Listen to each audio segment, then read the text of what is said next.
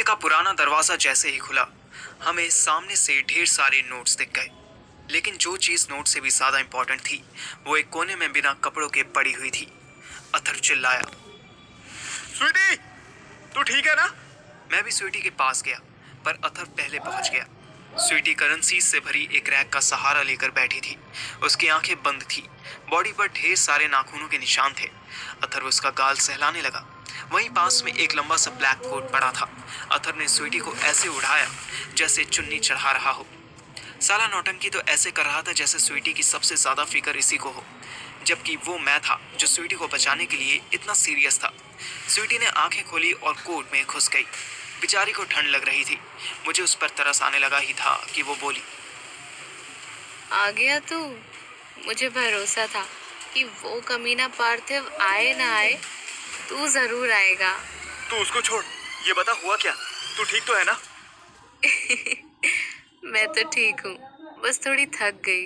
इस कंजर का हाल देख, ये तो सो गया मैयावा। मैंने देखा कि रैक के पीछे पहाड़ जैसा एक नंगा आदमी पड़ा हुआ था। अबे पार्थिव, देख तो इसको, ये जिंदा है कि मर गया? मैं पहले ही डरा हुआ था, इसलिए मैंने पैर मार के उसको हिलाया तो देखा उसका पेट ऊपर नीचे जा रहा था। पेट के नीचे देखने की मेरी हिम्मत नहीं पड़ी। इससे पहले कि मैं कंफर्म करता, स्वीटी ही बोल पड़ी, जिंदा है यार, बस औकात से बाहर कर लिया ना इसने। मुझे चैलेंज कर रहा था कि आज मार डालेगा, अब खुद सोया पड़ा है। हम दोनों ने स्वीटी को सहारा देकर उठाया और गो डाउन से बाहर निकलने लगे। निकलते निकलते मेरे मन में थोड़ा सा लालच आ गया। मैंने झट से 500 की 2 गड्डियां जेब में रख ली। मुझे ऐसा करते हुए स्वीटी ने देख लिया। वाह छोटे, जब चुरा ही रहा है तो ज्यादा निकाल। मैं तो सच में यही चाहता था। मैंने अथर की तरफ देखा। यार बात तो सही है, लेकिन ब्रीफकेस कभी भी फट सकता है। ऐसी बात करता है तू? टाइम बॉम्ब है तेरी गांड नहीं जो कभी भी फट सकती है। जाके चेक करना क्या टाइमर है, एक्सप्लोसिव एक्टिव भी हुआ है कि नहीं। मैं और स्वीटी तब तक कैश समेटते हैं। अथर कुछ कंफ्यूज था। उसको इतना इजी पीजी होता कुछ ठीक नहीं लग रहा था। कंफ्यूज तो मैं भी था कि राधिका एंड टीम को बॉम्ब से ऐसा भी क्या डर लग गया था कि अपना इतना सारा पैसा छोड़कर चल दिए। अथर ब्रीफ केस चेक करने चला गया। मैं पॉकेट्स में पैसे भरने लगा तो मेरी समझ आया कि इस लॉकर रूम में आमने सामने 2 दरवाजे थे। एक सिर्फ एंट्री के लिए था और दूसरा सिर्फ एग्जिट के लिए। ऐसा शायद इसलिए था कि कोई चोरी छुपे पीछे ही पीछे माल साफ करके ना चला जाए। पर हम तो बंदर प्रजाति के लोग थे, हम कहाँ सीधे रास्ते जानते थे। हमने एग्जिट वाले डोर पर गोली मार के एंट्री ली थी। मैं भी यूरोस जेब में रख ही रहा था कि अथर दौड़ता हुआ आया। सुन सुन सुन सुन, छोड़ दे सारा पैसा, ये ट्रैप है। स्वीटी के लिए वो लंबा सा कोट उसके घुटनों तक कवर कर रहा था। स्वीटी ने गुंडे की पैंट्स भी उठा ली और मुझे देने लगी। क्या मतलब ट्रैप है? ट्रैप तो हमने किया था ना? अरे हाँ किया था, पर ये लोग शायद समझ गए थे। इन लोगों ने जानबूझकर स्वीटी को इस लॉकर में डाला होगा और ये नोट्स ट्रेसेबल होंगे। जैसे ही हम इन्हें लेकर अशोक सर के पास जाएंगे, ये लोग हमें फॉलो करते हुए पहुंच जाएंगे और उनका इनकाउंटर कर देंगे। तेरी बात का बेस क्या है? बेस ये है कि ब्रीफकेस ऑलरेडी खुला हुआ है, तूने ठीक से हैंडल नहीं घुमाया। चोद, मतलब वो जानती थी कि ब्रीफकेस डमी है? मतलब कोई ब्लास्ट नहीं होने वाला? नहीं, जब ब्लास्ट नहीं होने वाला तो वो लोग भागे क्यों और स्वीटी को लॉकर में छोड़ के क्यों भागे? ओ हेलो डिटेक्टिव टिंटिन की औलाद, ये चूतिया गुंडा मुझे जबरदस्ती अंदर लेकर आया था मेरा रेप करने। इसको किसी ने नहीं कहा था इस लॉकर को खोलने के लिए। इनफैक्ट इसके साथ जो गुंडा था ना, वो तो इसे मना भी कर रहा था, पर ये माना ही नहीं। एक तो मुझे समझ में ही नहीं आ रहा है कि जब ये तेरा रेप करने आया था तो ये खुद क्यों सो गया? मतलब तूने ऐसा क्या कर दिया इसके साथ? स्वीटी ने गंदी वाली स्माइल दिखाई। Doggy style. हम लोग ये अश्लील बातें बाहर चल के कर ले प्लीज, मुझे यहाँ डर लग रहा है। ऑफ कोर्स, तेरा डर तेरी पैंट्स को भी पता चल गया। ये ले, चेंज कर ले। अबे रहने दे बे, वैसे भी इतनी बड़ी पैंट्स में तो पूरा आ जाएगा। सारे पैसे छोड़ और चल यहाँ से। मैं नहीं, इस कुत्ते ने मेरी स्कर्ट, मेरा टॉप और मेरी ब्रा फाड़ी है। मैं अपनी ड्रेस के पैसे तो लेके रहूंगी। अरे पर पीछे डाल ले अपना अरे पर, मुझे 50,000 तो चाहिए। रुक जाओ, दोनों शांत हो जाओ। मेरे पास एक आइडिया है। ये ट्रेस करके भी हमें ट्रेस नहीं कर पाएंगे। स्वीटी, तू 50,000 नहीं बल्कि 1 लाख उठा ले। ले ले, 1 लाख मेरे लिए। 1 लाख मेरे लिए भी ले ले। तू पागल हो गया है क्या? भोसड़ी के अकाउंटेंट हूँ मैं, पागल नहीं हूँ। चल बाहर। स्वीटी के लॉन्ग कोट में पैसे भर के हम तीनों बाहर आए। हमें पूरे रास्ते कोई रोकने टोकने वाला नहीं मिला। इसका रीजन मुझे यही समझ आया कि राधिका एंड टीम समझ चुके थे कि हमारा ब्रीफ केस रियलिटी में एक फेक आइटम है। मेरे पहुंचने से वो इस पॉइंट पर भी क्लियर हो गई कि इस ब्रीफ केस को ट्रेस किया जा सकता था। अब उसे यही इजी लगा कि इससे पहले अशोक यानी मेरा बाप पुलिस भिजवा दे या अपनी टीम लेकर आ जाए, हम लोग निकल लेते हैं। पैसा ट्रेस हो सकता है या नहीं इसका मुझे कोई आइडिया नहीं था, पर मेरे पास एक सेफ और इजी पीजी प्लान जरूर था। हम जब बाहर आए तो शाम होने लगी थी। फ्लाईओवर के ऊपर फुल स्पीड से गाड़ियां भाग रही थी। हम 2 लड़कों के साथ एक ओवरकोट में छुपी लड़की हर कार वाले को थोड़ा सा स्लो होने पर मजबूर कर रही थी, पर हम बिना किसी को नोट किए फ्लाईओवर से डाउन जा रहे थे। अभी घर जाने से पहले हमें एक और जगह जाना था। हमसे हजारों किलोमीटर दूर श्रेया बारिश से परेशान होकर कांप रही थी।